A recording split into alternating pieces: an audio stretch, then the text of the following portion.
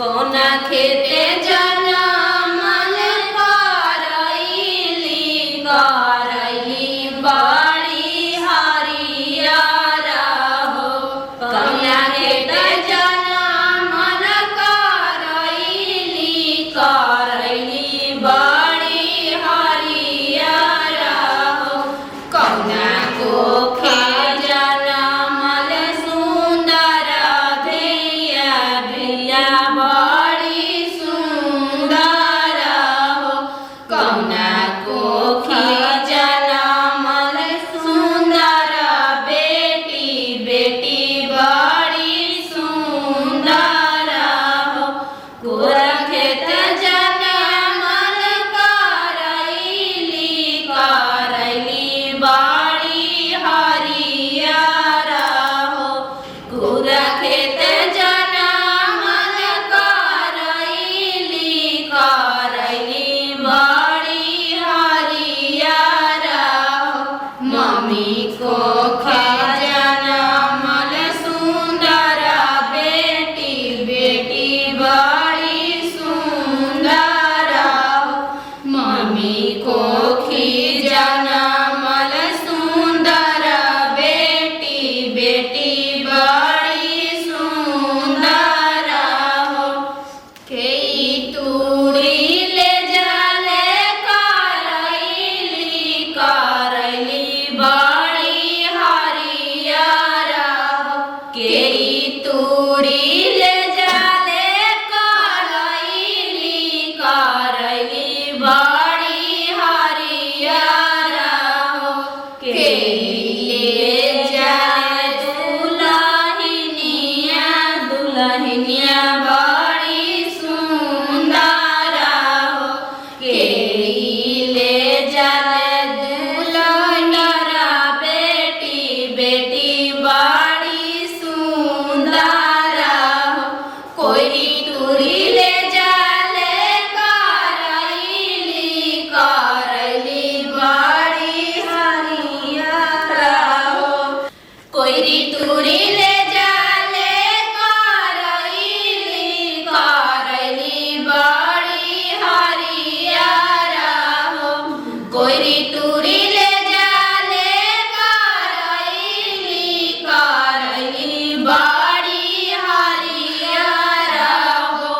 अभिषेक दुल्हा ले जाले सुंदर बेटी बेटी बड़ी सुंदर हो। अभिषेक दुल्हा ले जाले सुंदर बेटी बेटी बड़ी सुंदर हो। दुआरा पर बेलना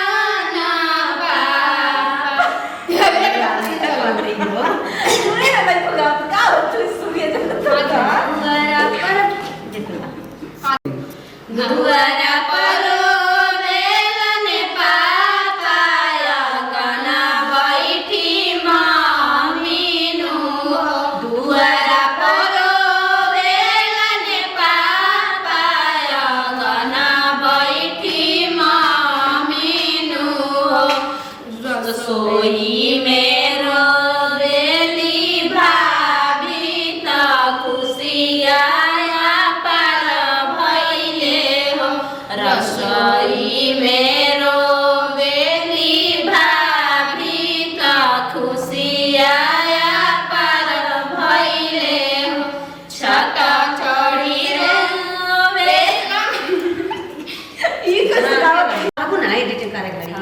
हाँ चलो रोलिंग। रसोई में हंसेली भाभी त खुशियाया पार भइले हो। रसोई में हंसेली भाभी त खुशियाया पार भइले हो। छत चढ़ से रोवेलन भैया दहिनिया आज पाराया भइली हो। छत पर से खेलन भैया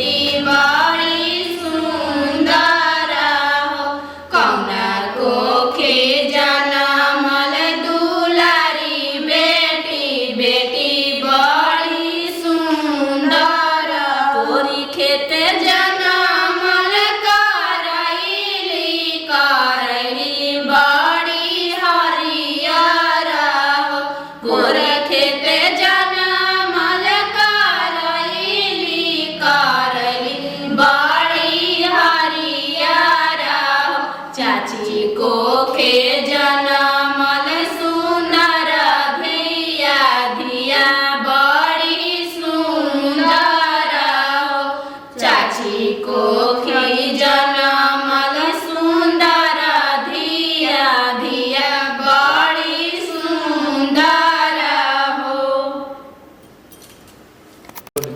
नमस्ते प्रणाम, हम भाई पुष्पा सिंह हमनी के अपन टीम पर वीडियो बनाए की संदेश रहे वो कन्यादान के हमनी के गीत गईनी है जा आसन पूरे विश्वास बा कि रोवा सब के गीत अच्छा लागल रही। हर के घर में गीत गवाला शादी के दिन। तो चलिए एक साथ लेते हैं जब दे अगला वीडियो में फिर से मिलल जाए। यदि वीडियो अच्छा लगल त दिल से लाइक करम शेयर करम कमेंट करम। यदि हमनी के चैनल पर नया बानी त प्लीज हमनी के चैनल बाटे छाया भोजपुरी ओकरा के दिल से सब्सक्राइब कर दा। सबसे पहले हमनी वीडियो रवा भी पहुंची लास्ट में कंजा। By by.